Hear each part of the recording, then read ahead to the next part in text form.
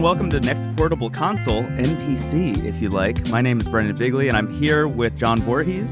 Hello, Brendan. How are you today? I am doing wonderfully. Thank you so much. And I'm also here with Federico Viticci. Hello, Federico. Hey, guys. Hello. How are you doing? We're doing great because everyone loved episode 1, Yes. which is wonderful. Yes. Thank you so much to everybody who checked out the first episode. Really means a lot. And hopefully you stick around. Last week's, more of an introductory period, I think. What is this show about? This week, we're just getting really in the weeds so quickly, which I'm really excited about. Federico, you teased at the end of last week's episode a big project that you're working on. Literally a big project, like in physical size. Physically large. Yeah. And you and I also got our hands on a new device that I'm very excited to talk about a little bit later. But I mean, should we just get right into what you've been working on, Federico? I feel like I don't want to leave people lingering for too long. Okay, so we'll get right into that, and then we'll do just a quick news recap before we jump into another topic. But I guess I left people with a cliffhanger last week. You did. So let's get into it. So the idea is that, as I showed you guys, I wanted to build, and this is going to sound so pretentious, and I'm sorry, but it was my actual goal. I wanted to build the best eGPU in the world. That was a pretty simple, maybe slightly lofty goal. Is it simple if there are entire R&D departments that work at companies that are also trying to do this? And working with Federico directly, I believe. Right, Federico? Yeah, exactly. Spoiler, it wasn't simple. So I wanted to build the best eGPU in the world because I wanted to achieve the dream setup, which is a portable handheld, a Legion Go, that could transform from a handheld into a desktop gaming PC with really good performance. If you've been following me for my other line of work at Mac Stories, you know that's kind of also what I've been doing with my iPad. This idea of having one device that can transform from a portable machine to a desktop workstation is pretty much in line with that sort of thinking. So I wanted to use the Legion Go because I really like the Legion Go. I've literally tried all of the handhelds that have been released so far. I guess minus the MSI Claw, but I don't think I'm missing out on anything. No. There's probably a few ANEOs that you missed too there. Oh, Federico. yeah. And probably a few ANEOs. I mean, to be fair, there are so many of those. So I wanted to use the Legion Go. And the Legion Go specifically is well suited for this sort of project because at the moment, so we're recording this a little bit in advance. By the time this episode is out, it's kind of likely that the ROG Ally X will be released. But at the moment of recording this, the Legion Go is the only handheld with 2 USB 4 ports. And this was the key detail sort of that kickstarted this entire project. USB 4 has a lot of benefits over Thunderbolt when it comes to external graphics cards. The idea is kind of similar. You're using a USB-C shaped cable to plug in an external graphics card into a handheld. The handheld switches from the internal GPU to the external one, and that gives you better performance. The cables look the same. I mean, you got to thank the USB, what's it called, consortium or something? The USB association for that. The cables look the same, but they're not the same. Oh, the USB-A. Yes. Or the USB-C.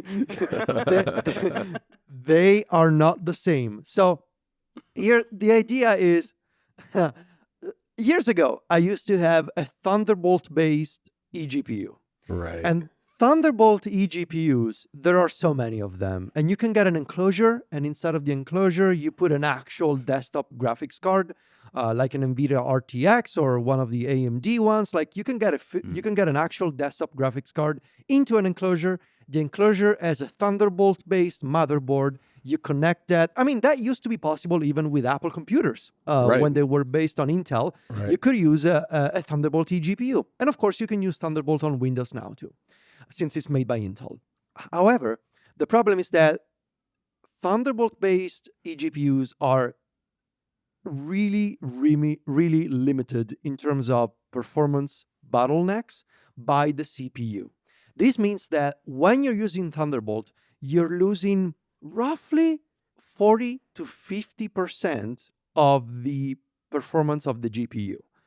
All of that performance gets lost in the Thunderbolt bandwidth because there's just not enough space to accommodate in that cable, in the Thunderbolt cable, and in the Thunderbolt controller that is inside the CPU. There's not enough space to fit all of the data coming from the GPU. So, like, for example, it's incredible. I know, it's wild. Years ago, I used to have a Razer Core enclosure, and inside of it, there was an NVIDIA 3080 Ti, and I was getting like about 50% of the performance of that graphics card at the time. So when I approached this idea again, I think it all obviously started with a Reddit thread. As like most things do with you, I think. As most things do with me. And I discovered that USB 4 has many advantages over Thunderbolt, mainly in terms of bandwidth. With USB 4, and specifically version 1 of USB 4, speaking of confusion, there's also USB 4 version 2 that is coming out. Then there'll be 2x2 and whatever. Look, I'm so sorry. It's not my fault. Just know that it's not my fault. Yeah. USB version 1, it supports the full bandwidth that is allowed by the CPU. Okay. And in practical terms, when I was doing my research on Reddit, looking at the same GPU connected to, for example, a Legion Go over Thunderbolt versus over USB, we were looking at a jump from 2.5 gigabit per second data transfer to 3.7. So you were gaining like a full 1.2, 1.3 gigabit per second more just by using USB 4. And that, when you're benchmarking or when you're playing a video game like Cyberpunk, for example, it really does make a difference because you have more than a gigabit more going into the CPU, going into the console from the external graphics card. And that, of course, got me really interested in all of this. Especially because the Legion Go has 2 USB 4 ports. Now, you may be wondering, well, why 2 ports? Now, the problem is that at the moment, there is only one, like literally only one USB 4 enabled board that you can use for an eGPU. It's made by a company called ADT Link, and it's called the UT3G. This is a tiny PCB board that has a USB connector, has a socket on top to put in your desktop graphics card, and then you got to build an enclosure around it. You know, you got to put ventilation, you got to use a power supply unit. It was a whole project. And the reason why 2 USB 4 ports were important is that at the moment, this is the only USB 4 board that supports eGPUs, but it does not support power delivery, which means the USB cable that you will connect from the eGPU to your Legion Go, it will not charge the Legion Go. You need to charge it separately, hence why the 2 ports were necessary. So I was concerned you were going to try and plug 2 graphics cards in there for some reason. For double the pleasure. For a hot second, I was like, some people have tried, and I think really? I think it's technically possible. And then in Windows settings, you can assign, I want to use this program with this GPU, and I want to use this other program with this other. Like, some people have done it. I don't recommend it because, like, just don't do it. So you can mine Bitcoin while you're playing a game or something like that? I mean, some people use eGPUs for that. Actually, I don't recommend it. But train large language models maybe instead. Also that, or use CUDA, CUDA enabled like LLMs and stuff like that if you have an NVIDIA GPU. But anyway. A couple tabs in Chrome maybe. Slack running. Any Electron Open Google app. Docs. So, with all this knowledge, I started thinking, well, this sounds really interesting. have, the Legion Go as a handheld, and then when I want to play at my desk with a really good monitor, plug it in, and I'm getting an actual, like, almost the performance of a traditional PC. And I wanted to go with an NVIDIA 4090, of course, because I thought, well, if I'm going to do this, I may just go straight high-end, all the way, top of the line, like, what's the best I can get? Yeah, you said best right at the top. I said best. I want to build the best eGPU in the world. So I started piecing together this information, like, okay, it's got to be USB 4. It's got to be an NVIDIA 4090. Right. How do I build it? Like, it was my next question was like, okay, I need to have a power supply unit. And I need to have, like, an enclosure around this system. Like, otherwise, it's just going to be like a bunch of wires and a PCB board on my desk. Like, no, I don't want to do it. It needs to be protected, ventilated. Like, it needs to be an actual thing. Now, of course, once again, I turned to Reddit. I found this lovable guy from Las Vegas that had custom built a 3D printed enclosure for exactly the kind of specs that I was looking for. An enclosure big enough, which is the one I showed you on the last episode, big enough to accommodate any desktop GPU, including one of the 40 series NVIDIA graphics cards, a chunky power supply unit inside, an additional exhaust fan for ventilation, the USB 4 board I wanted, and optionally, if you're into that, even RGB lighting, which, spoiler, I did not go with RGB lighting. All right. Let me ask you something here, Federico. There've got to be plenty of enclosures for 4090s out there. Why did you go with the 3D printed one? You would think so. You would think that there are plenty of enclosures for the 4090 out there, but not really, actually. Really? Huh. Because, and here's the thing, so far, eGPUs, like the entire eGPU scene, has been based on Thunderbolt. Right. And with Thunderbolt, because of the performance bottleneck, there is really no sense in getting a 4090 to go with your Thunderbolt-based eGPU. Got it.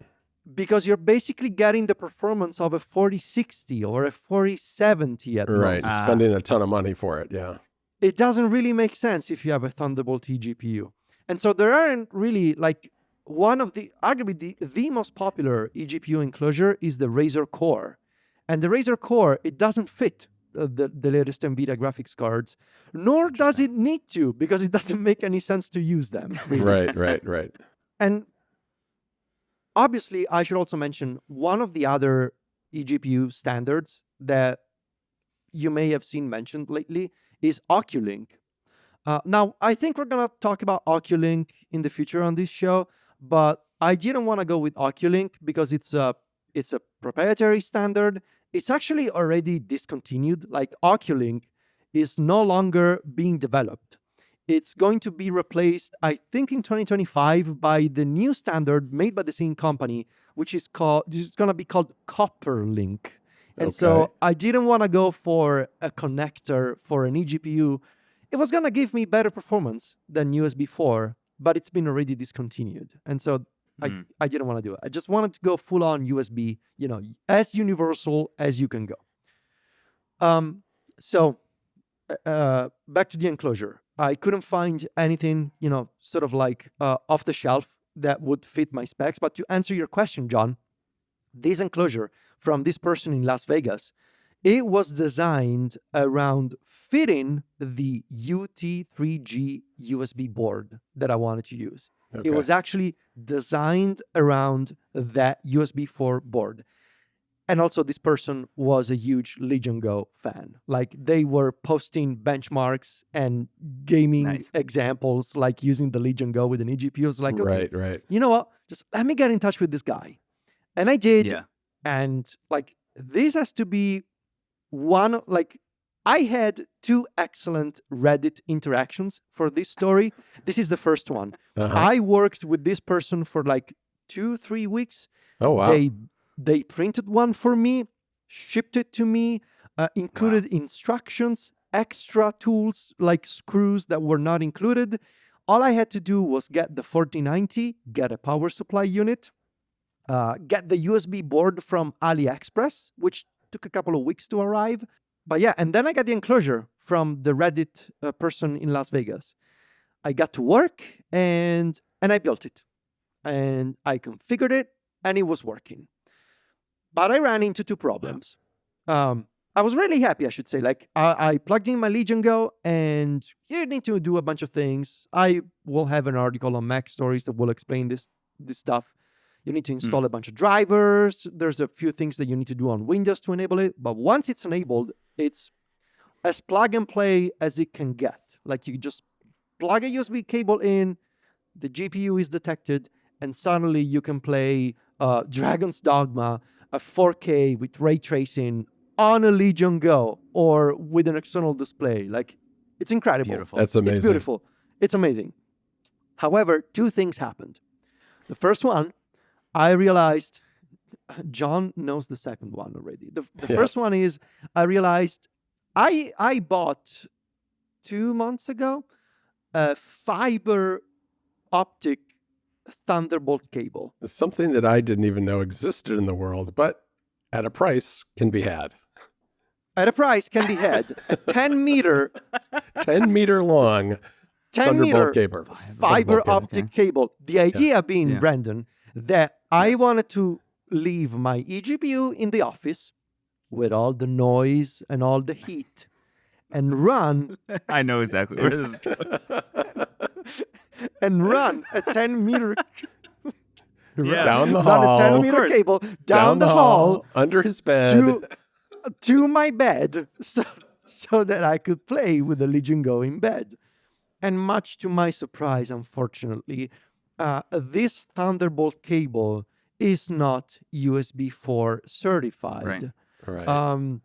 So it just, this board, this USB board that I'm using, it's just pure USB 4. No other cable will work. It needs to be USB 4, and not even USB 4, USB 4 certified by Intel. Like, it's very picky about the cable you use, which is why I am now using the default cable that comes with the board itself. Like, I'm just using that. How long is that? 80 centimeters, and I've tried. It's short. It's a short cable. Yeah. And I tried others, and I discovered that with USB 4 at the moment, the shorter the cable, the fewer headaches you will have. That's true with Thunderbolt too, so I'm not surprised. Yeah. And the second problem is that one night, so I was playing Dragon's Dogma, and everything seemed cool. And then at some point the game freezes, and I'm like, wait, what's happening here? And so I go to the office, and the game is frozen on the monitor as well. I was streaming with Moonlight. Okay. So I was like, okay, I guess the eGPU crashed and the game froze. So I tried disconnecting the eGPU and it wasn't working. So I was like, okay, well, let me disconnect the cable and turn off the power supply of the enclosure. So I turned it off. I gave it a few seconds, and I was like, okay, I'm gonna turn it back on again, which is what everybody does and what I've always done. And when I turned it back on again, so for context, my face was right in front of the enclosure. I hear a loud pop in front of my face, and I see a bit of smoke coming out of the enclosure. And for context, now it's 3 a.m. Okay, so my girlfriend is sleeping, the dogs are sleeping, and I see smoke, and I can feel this horrible smell coming out of the enclosure. And so I start panicking. I thought it was catching on fire. I thought, something happened here, and I am about to burn down my house. And now, thankfully, it was just, as it turns out, I checked the following morning. I had a faulty power supply. It's just something that may happen, unfortunately. Right. The PSU popped a cap, which is a component that is part of the power supply. it just exploded like this tiny rectangle, like cylinder-shaped cap. And it happens if you get a faulty unit, which is also from a well-known, reputable brand. Like it wasn't like a random cheap thing from Amazon, but still may happen. So I asked for a refund, and everything's good there. And I upgraded to an even better power supply by Asus. So I'm really happy with that. And lastly, I told you guys that I finally finished this setup yesterday. Mm-hmm. The final thing I did was I discovered, also thanks to Reddit, that this USB board, there was a newer version in existence. Of course there was. And it's got to be the best, as we all know. And it Of has to be course. the best. Well, I had version 1.2 and there was version 1.5. And so I assumed, well, version 1.5 has to be the best, right? Of And course. again, I was building the best eGPU in the world. So It's it a bigger needed to be number the- after all, you know? It's The a bigger bigger numbers number. are always better. But most importantly, it had a minor difference that was, however, very important to me. And that is my version of the board had a teeny tiny fan sitting on top of the USB chip in the board to keep it cool. This tiny fan, and I showed John a picture yesterday, it was making this hellish noise every time it was like very cheap high fan, pitched yeah. cheap fan, very high pitched noise. I was like, Yeah. oh my god, this bothers me so much. Version 1.5 has a giant heatsink instead. Now you maybe think, well, active cooling is better than passive cooling. Yes, Sure. but my GPU enclosure Has a lot not of only fans. has a lot of fans, there's 2 fans for the 4090 itself, and I have an additional fan that I installed. So keeping the enclosure cool is actually not a problem. I wanted to get the version with the heatsink because it was going to be quieter. Once again, for the, fourth time today, I turned to Reddit. And I found... Shout out. I found the one guy from Hong Kong who managed to get version 1.5 of the USB board I wanted to use. And I was desperate, okay? I needed to finish this project in time for the recording of this episode. So once again, out of the blue, I sent a message on Reddit. I was like, hey, I saw that you have version 1.5 of the board. Can you tell me where you got it? Because I'm kind of in a rush. I actually said, I need to finish this project for a podcast that I'm doing. Wow. And so they were like, I got it Very from funny. obviously from AliExpress, and it took just 3 days to get to Hong Kong, but I assume it's going to be a while until you get it in Italy. And then he said, but if you want, I can send you mine. Oh. And I was like, are you sure? And so I worked with this guy, incredibly, just like the first person, incredibly kind and helpful person from Reddit, who actually sold me his version 1.5 USB board for an eGPU. I was like, yeah, sure, don't worry about it. I'm based in Hong Kong. I'll get a new one in a couple of days. I'll just send you mine with UPS express delivery. I was like, thank you. You're a lifesaver. Incredible. I got it yesterday, opened up my enclosure, swapped the board, closed it up again, and I'm done. That's amazing. That's an I amazing am finally, story. after it took me 25 minutes to go over all the details, but after all of this, I'm done. I have the best eGPU in the world for my Legion Go. And you're probably the only person that has that exact setup, except maybe the guy in Vegas, although he probably has the one with the fan. The guy in Vegas has version 1.2. See. At least based on our previous conversation from a few weeks ago. Sure. Yeah. I have a couple of questions for you, Federico. Okay. The first one is, how much warmer is your office than the rest of your apartment when you're playing a game in bed? That is a good question. I would love to know that, because I assume that whole setup is like a little tiny space heater.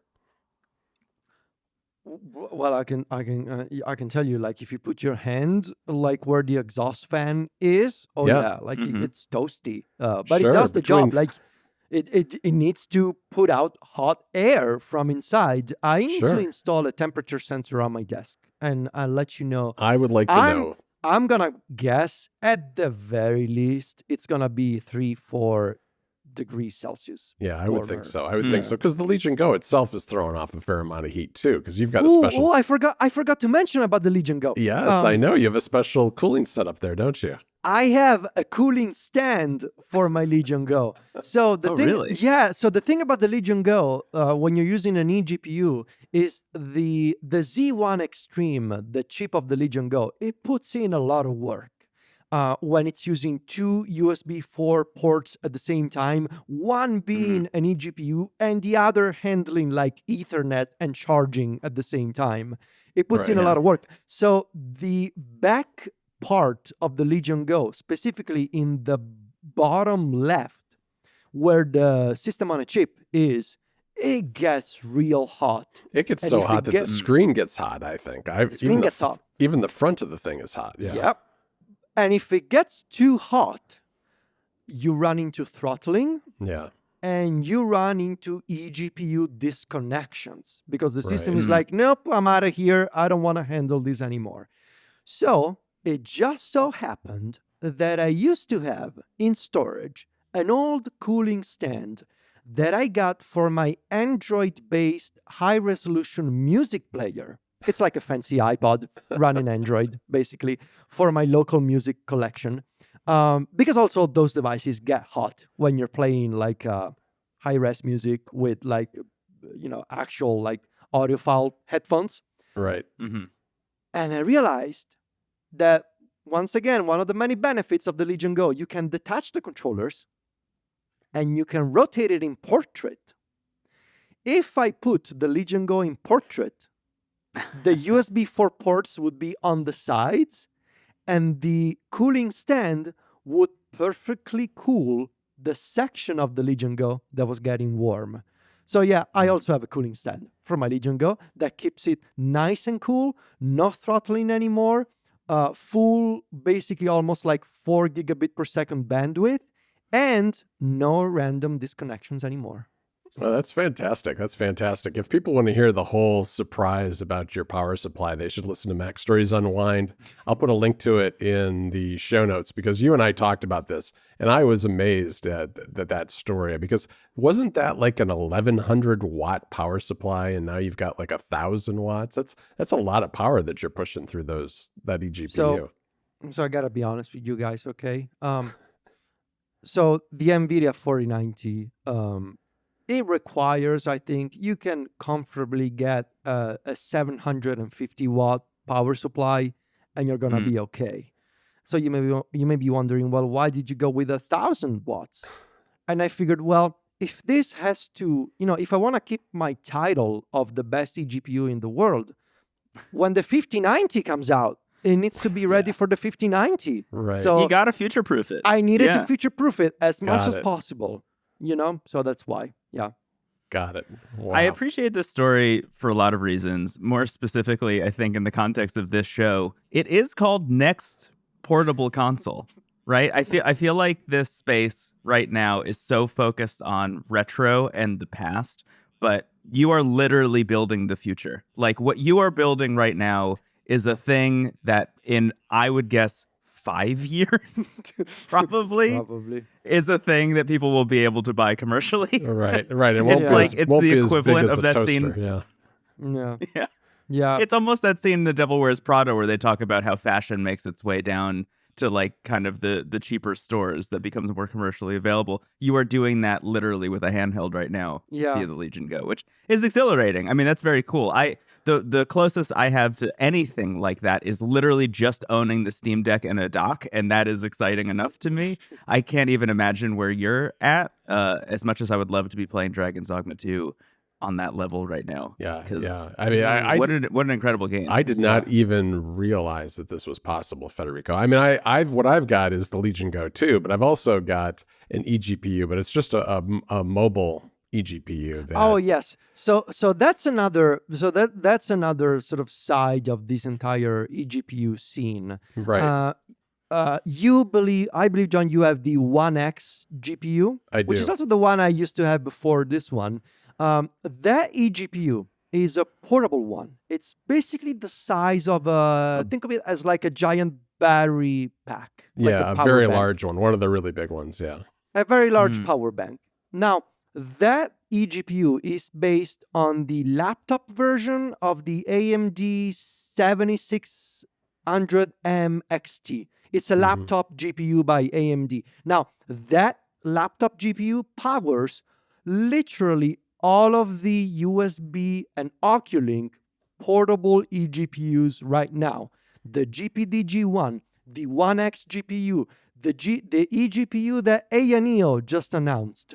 I saw somebody else yesterday announce another portable eGPU with literally the same 7600 AMD GPU. Like right now, that like if you want to get better performance for your handheld, whether it has USB 4 or Oculink, and you don't want to go with my approach, which is build a desktop one, that I think is the answer. Like, get a portable one. That it's it's not cheap, but it is a very good solution. It does make a noticeable difference, I think. And I think what you're chasing, I mean, you're like way out on the frontier with this, but it is possible to do it with these portable ones at like at a lower price point. And what's cool about it to me is that, I mean, the dream here is to bring desktop quality gaming to a handheld. And we're getting there. We're actually getting there. And you're showing that, with a lot of work, you can get pretty close to what you could do with a full-on desktop PC.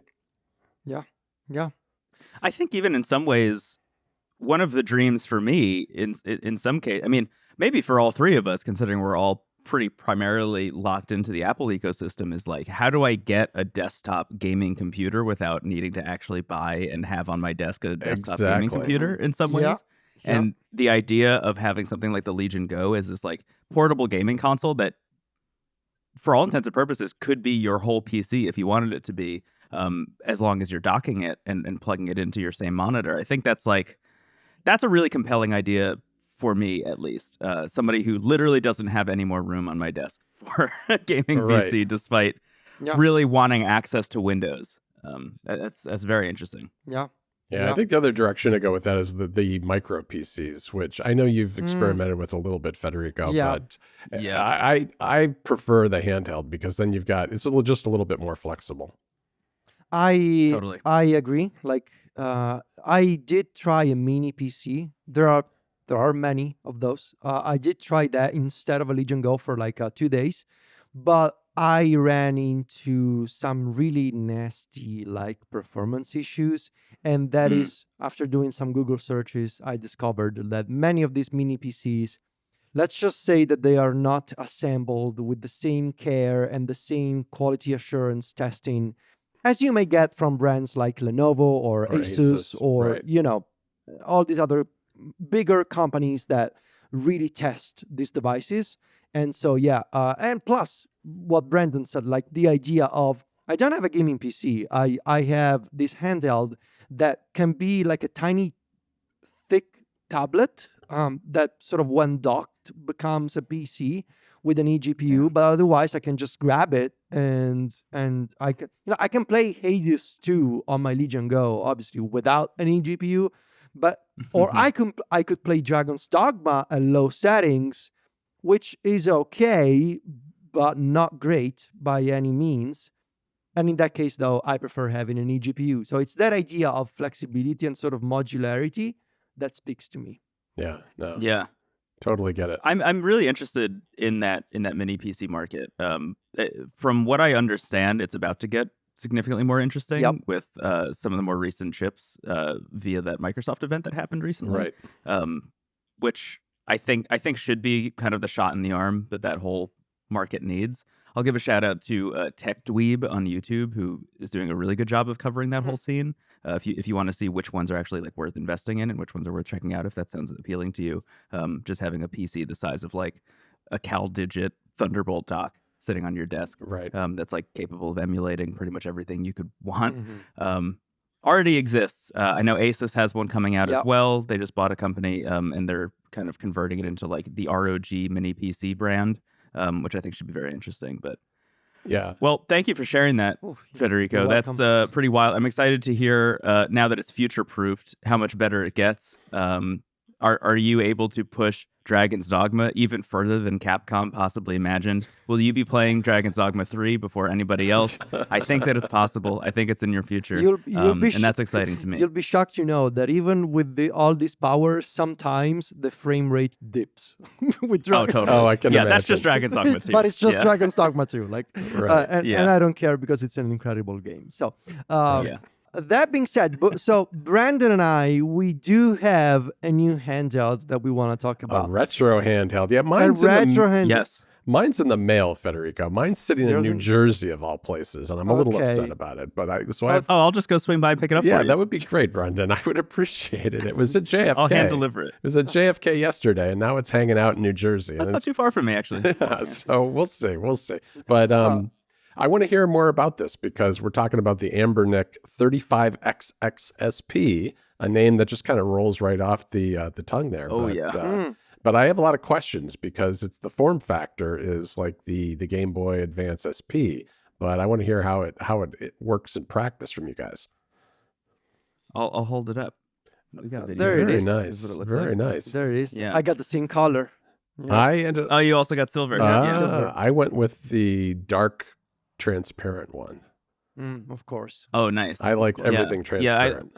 Yeah, the transparent one has a removable face cover, which is cool. Yep. So you can like slide in graphics and stuff if you want to customize it a little bit. Yep. I went with the silver just because that's what I owned when I had the Game Boy Advance SP back in the day, and I just want to cover it in stickers. And I have been spending so much time on Etsy just looking up stickers and like inspecting the size and making sure that I get the right size. Right. But I'm just going to cover this thing in stickers. I'm stoked about it. Federico, I'm kind of curious from your perspective because you don't have the largest history with these kinds of devices No. specifically. No. I'm curious how your I mean I know a little bit of what your experience has been like, but I'm curious just like kind of coming in from the outside because I have used I feel like hundreds of these at this point. Right. So I can get into some minute differences, but how did it feel to boot one of these up for the first time? Because I'm sure it was a little bit daunting in a totally unexpected way. Yeah, so I'm a little new to the retro handheld market. I've been into like modern like PC handhelds, Right. but not the retro sort of Android or Linux based ones.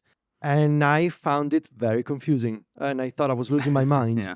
So I got it kind of quickly from AliExpress, I gotta say, and I booted it up. And first, like I was shocked by the fact that there was like an internal library of ripped games, like actual like PSP and Super Nintendo. Like literally every console supported by this had like essentially pirated copies of the game files inside. I was like, surprised, what? Federico, that you didn't know this because you had an Anbernic back in the day. You had one of those older ones. I did have one many years ago, Yeah. 4 years ago probably. I absolutely did not remember any of it. Okay. It's just I think the pandemic wiped it out of my brain. Yeah. Yeah. Yeah, they come with little micro SD cards. Mine came with a 64-bit SD card from Kioxia, which they're- had their stock operating system, the one that Anbernic put together for this device, along with, I don't know, probably around 1,000 games from every console that this thing can run. My move usually, I just take that card out immediately. But I did want to experiment with the Anbernic stock OS this time around because I would say the two biggest knocks against Anbernic devices over the years have been the SD card you get with it will always fail, so you should just buy a new one and then load it I up. think that's true with most of them, really. Like Miu's like that too, I think. And the other side is that the stock operating system is going to be terrible, and you'll want to flash a new one on there. I will say, in the case of the RG35XXSP, I'm just going to say the whole name every time. in the case of this device, the card that it came with is like legit. Kioxia is like a company that makes hard drives. It's like an actually good SD card for the first time ever. And according to a lot of people, at least in the review period from what I had seen, the stock operating system is like pretty great for some people. It has a bunch of overlays built in, so if you're playing things like the Game Boy Advance, it puts a little Game Boy Advance SP border around the games, which kind of makes it look a little bit more natural, makes it really actually look like the Game Boy Advance SP in a lot of cases, which is cool. If you close the clamshell, it goes to sleep, which is very nice. It has a really cool option as well, where if you don't want it to go to sleep, because if you close the device and it goes to sleep, you'll lose like 4 to 5% of your battery life per hour while it's in sleep mode. But you can turn on another thing that they included in the stock OS, which is a mode that as you close the clamshell, it will automatically save the game in RetroArch, like a save state, and then turn the device off. And when you open it up again and press the power button, it will turn itself back on, load that save state immediately. You know, it takes like 18 to 20 seconds to do that, but you're not losing battery the entire time that the thing is closed, which I think is really interesting. So in the case of this device, it actually feels like, you know, maybe 4 years too late, but Anbernic has kind of figured out the two main things that people have, that people take issue with their devices. That said, I immediately swapped the SD card and I wiped the stock OS. Oh, no. Installed a new one on my side. Really? What did you put on it? Yeah, so I was kind of poking around and seeing what works, because right now there isn't a whole lot available that is built for the RG35XXSP. There are a couple kind of like legendary operating systems, custom firmwares that people have made. One of the ones that a lot of people really like but has kind of slowed on its development is Garlic OS, which is essentially an Anbernic version of Onion OS, which is, in my opinion, the best custom firmware ever made for any of these devices. Really it only works on the Miyu Mini and the Miyu Mini Plus. It is like, in a lot of cases, the reason people are waiting for the Miyu Flip instead of buying the RG35XXSP. Just because the idea of having a clamshell device that runs Onion OS is so enticing to people, me included, if I'm being honest. I think Onion OS is an unbelievable custom firmware, and the team that made that is brilliant. But looking around at the landscape of what was available, there are a couple custom firmware options that do run on the SP, regardless of whether they were designed for it or not. One of which I mentioned is Garlic OS. There is an early alpha right now that is available for the SP. I was kind of experimenting with it a little bit, but it seemed a little bit too early and a little bit too unstable to really run fully. There's another one that's called Nulli, KNULLI, that a lot of people like a lot, that I have not experimented with. I checked out MinUI, which is about as clean and, you know, hence the name, minimal as possible. You open it up and there's the list of your games and you just play them and you don't even really need to think about anything else. But the one I landed on is one called MUOS, which stands for Mustard OS. Okay. And the reason I picked it is, although they don't have an SP-specific build yet, it does have support for a sleep mode, which I think is crucial in a lot of ways. And also, you could just like reskin it. It has nicer looking UI options than what you get with the stock firmware, which was the most important thing to me. There's a huge team of people in the MUOS Discord who are just constantly building and releasing themes that you can mess around with. I had one for a little bit that just looked like the Dreamcast starting screen, which was like deeply silly to open up the Game Boy Advance SP and have a Dreamcast thing looking at me. But one that I went with, I'll shout it out, is called, I think, just Pop Blue.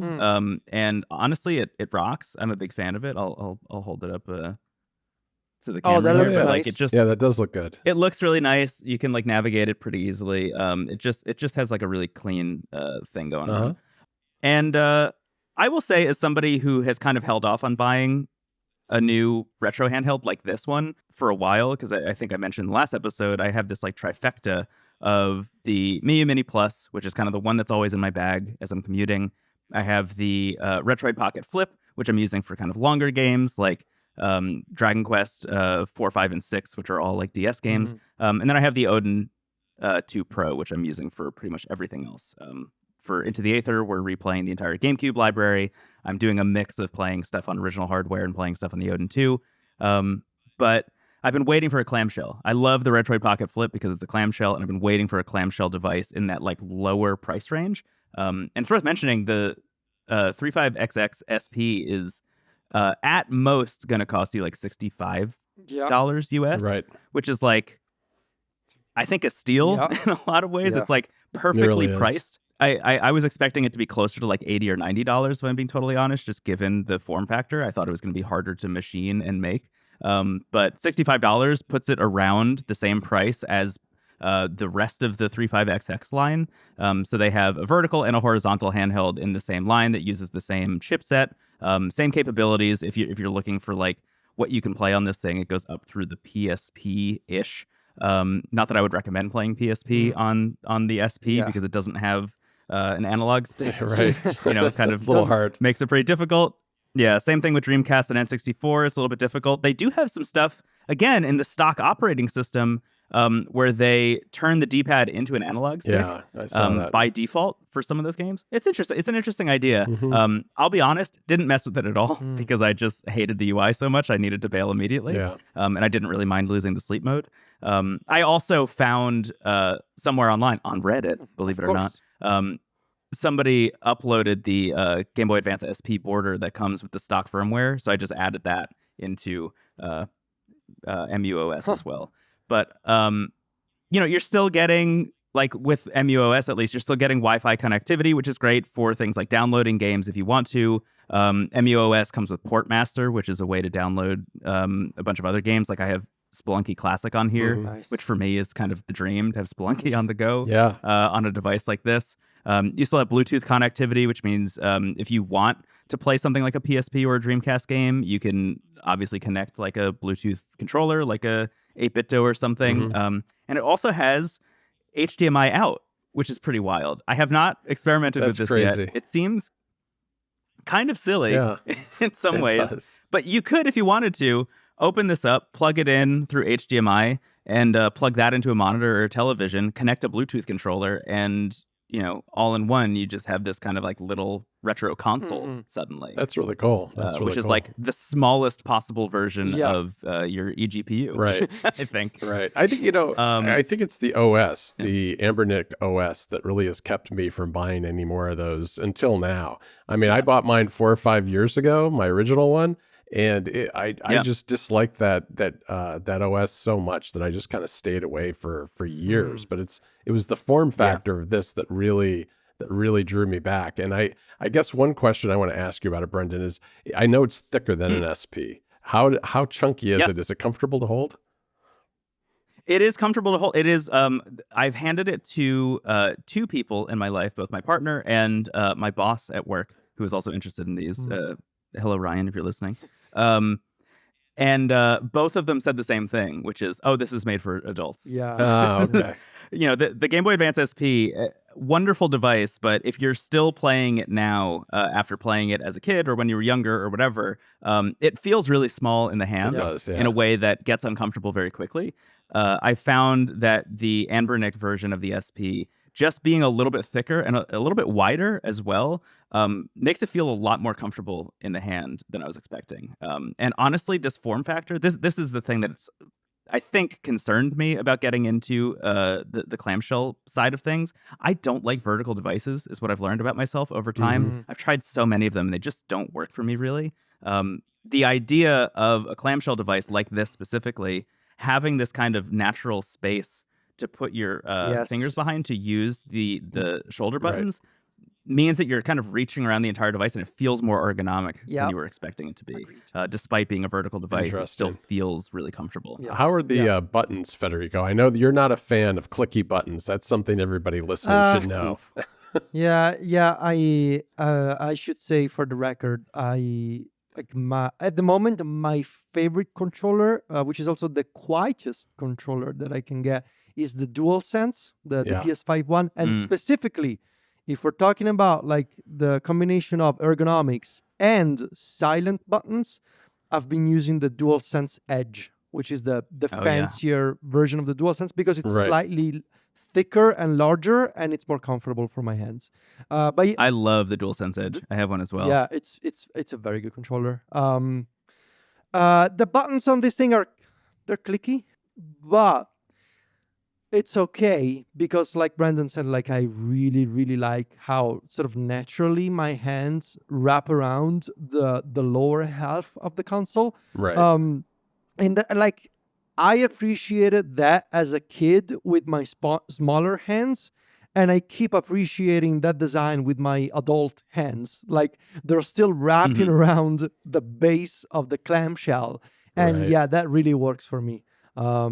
I've been playing. So after my initial struggles with like not understanding how the SD card worked and how USB charging worked, and then Brendon told me you gotta use the default USB A to USB C cable. Yeah. Because just USB-C Your cables to are too USB-C. fancy.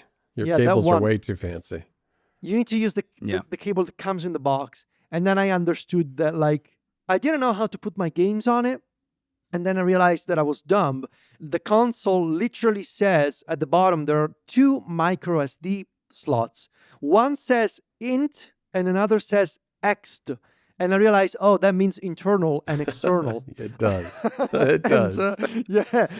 So I realized, oh, okay. So I need to put my games on the external SD card. Right. And that's what I got to plug in. I've been playing my personally ripped copy of Chrono Trigger for the Super Nintendo.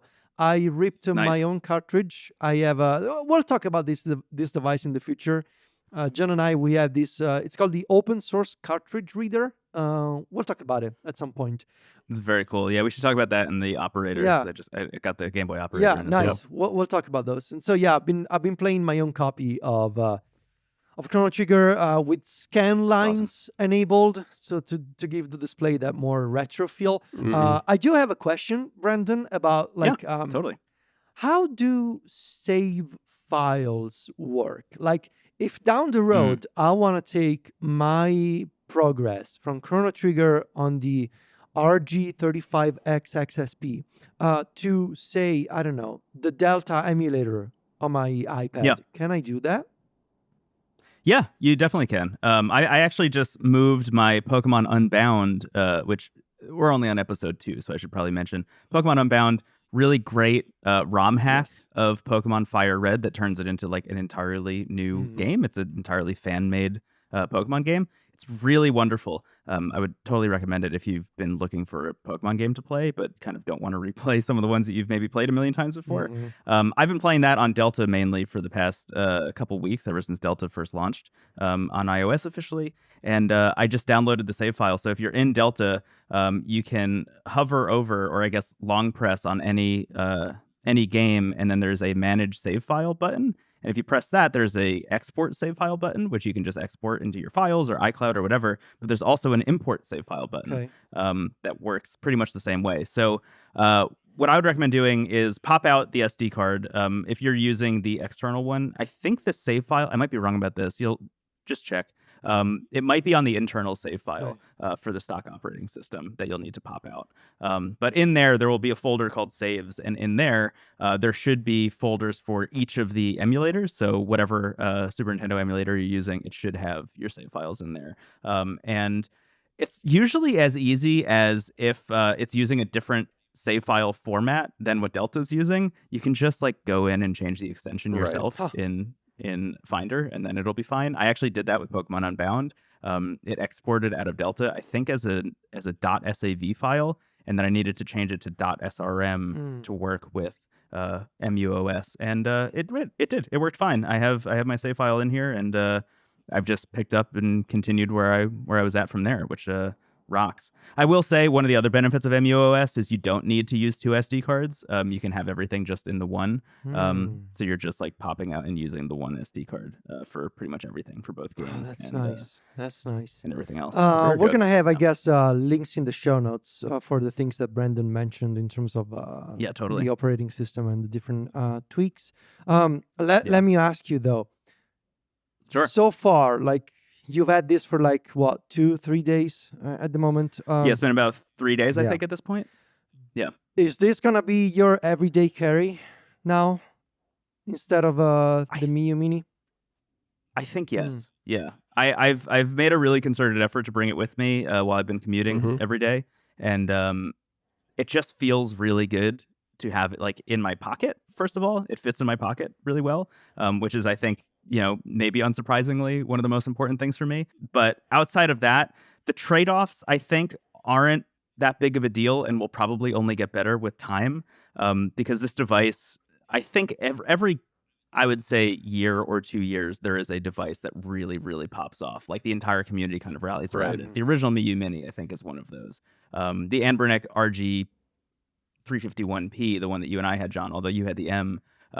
Similarly, like that was a device that everyone owned. Right. And because of that, that meant there was a lot of really great custom firmware support. There was a lot of great support for like mods and hacks and things that you could do to kind of customize it and make it your own, or in a lot of cases, fix some of the issues. It's like the clicky buttons, for example. Somebody has already figured out that if you just open the thing up and put a little bit of electrical tape under each of the buttons, it stops the clicking. Oh, interesting.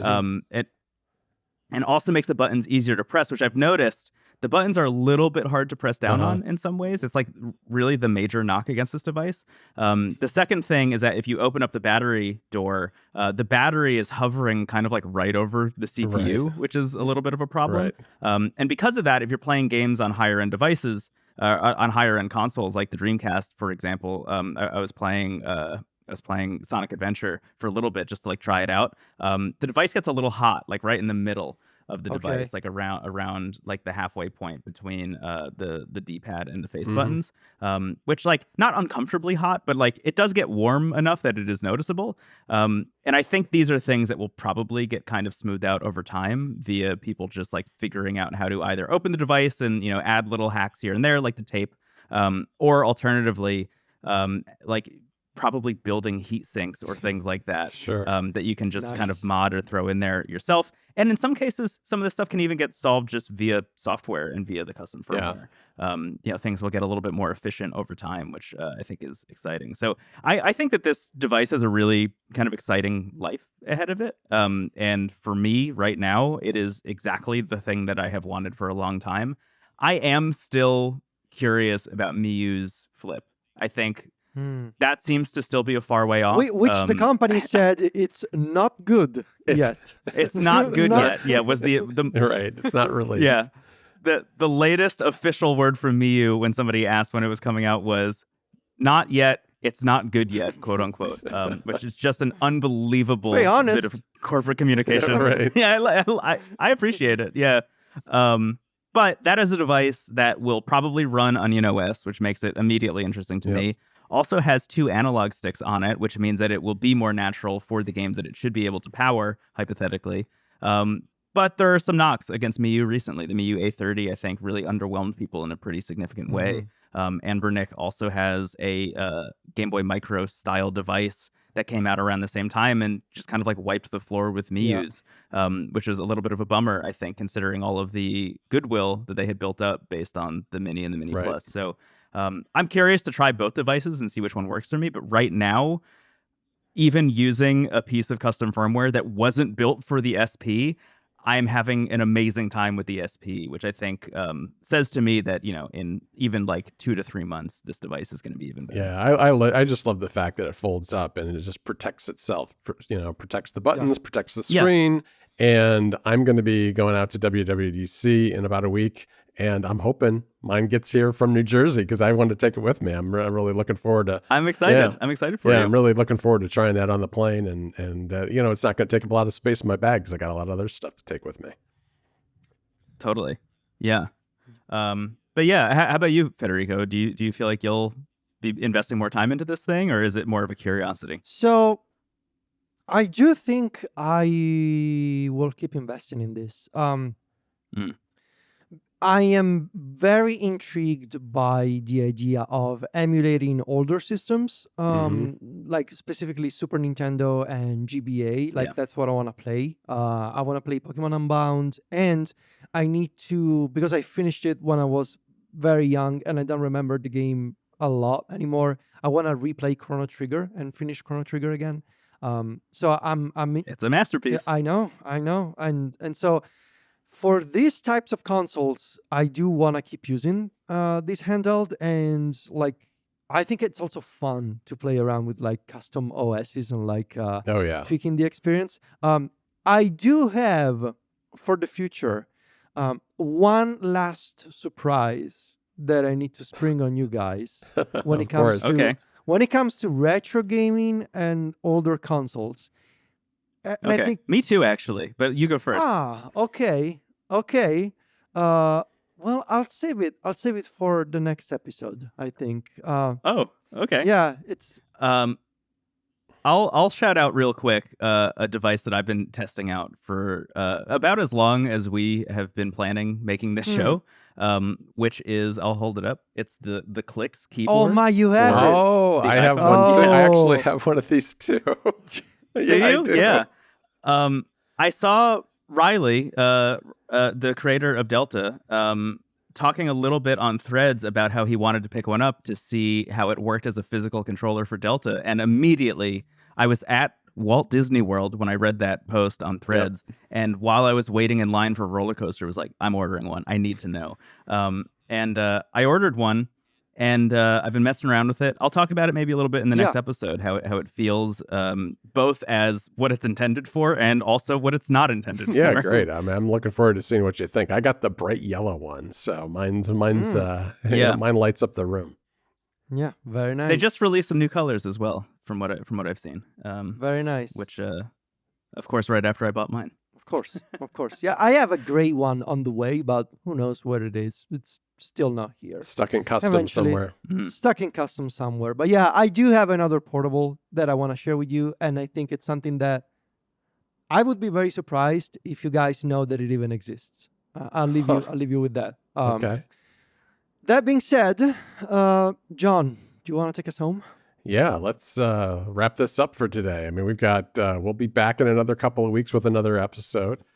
You can find me and Federico over at macstories.net. We're on Instagram and Threads, and we're also on Mastodon. Just look for Viticci, that's VITICCI, and I'm John Voorhees, JOHNVOORHWES, and Brendon is Brendon Bigley everywhere, both on Threads and Mastodon, as well as a co-host of Into the Aether, and writing over at wavelengths.online. Beautiful. Talk to you in 2 weeks, guys. Bye. Bye, everybody. Thanks for listening.